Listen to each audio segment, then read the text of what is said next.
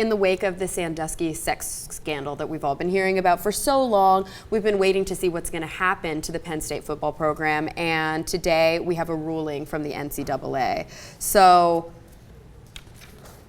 here we've got some information about the punishments for Penn State.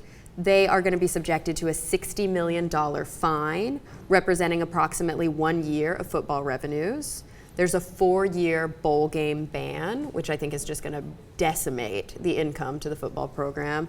There's a scholarship reduction for incoming students with a cap lasting 4 years.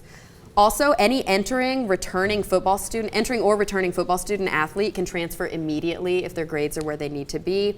And Penn State is going to vacate, and I think this is the really big one, all their wins from 1998 to 2011.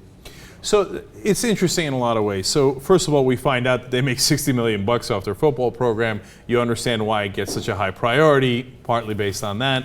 The fact that they are going to take away the scholarships and that they are going to not be allowed to participate in a bowl game, and then their current athletes can leave immediately.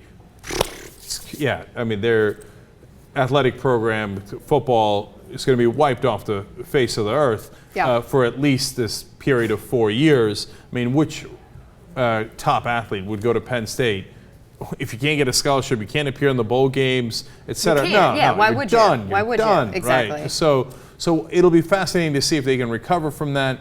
You know, obviously there's a question of whether this is just or not, and some people will say, well, look, you're hurting these athletes and these students that had nothing to do with the scandal, but at the same time, the whole point of the problem here at the core of the scandal was that apparently Paterno, the athletic director, and others put football priorities above, crimes and the worst kind of crimes.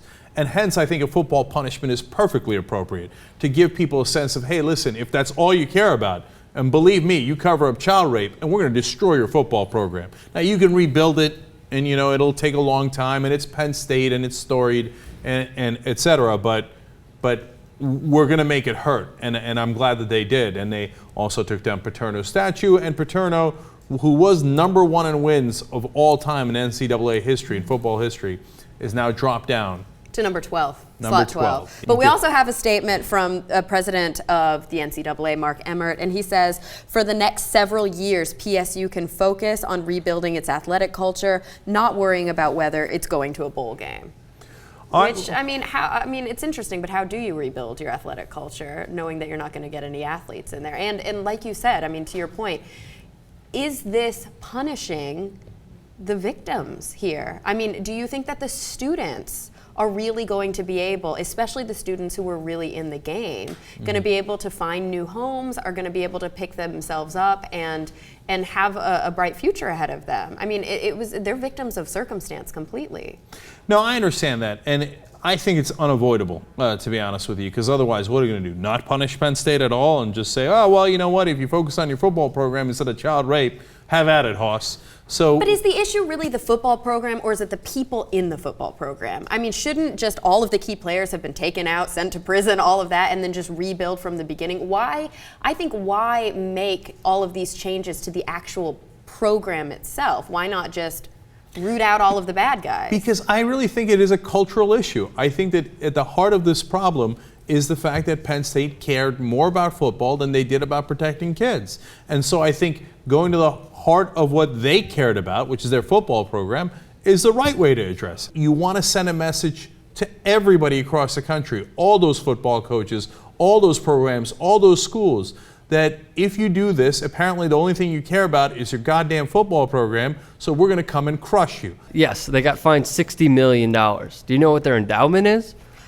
$1.8 billion. Okay? They'll be fine. Okay? A 4-year bowl ban, yeah, I guess that's okay. They'll be back in what? What would you say, Jay? 7 years? 8 years? Fine. Whatever. But I think Cenk hit the nail on the head where you mentioned the culture. That's the biggest problem of all to me. And that's why, many were saying, oh, we would prefer the death penalty over this. I think it makes a humongous statement to not have Penn State football for at least 1 year. So these people are not out there. The culture is totally diluted. And that's the biggest problem of all. All these people, including the quarterback, I pulled up a tweet. He deleted it, but the quarterback of the team tweeted this yesterday.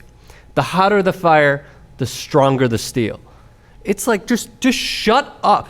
All these Penn State people, and the fact that they're going to be out there, they're going to be supporting the team, seeing the team out there playing football, chanting, "We are Penn State," having whiteouts out there, that will make me sick, and I will not be able to handle it. So obviously you think they should have gotten at least a 1-year death penalty? Yes.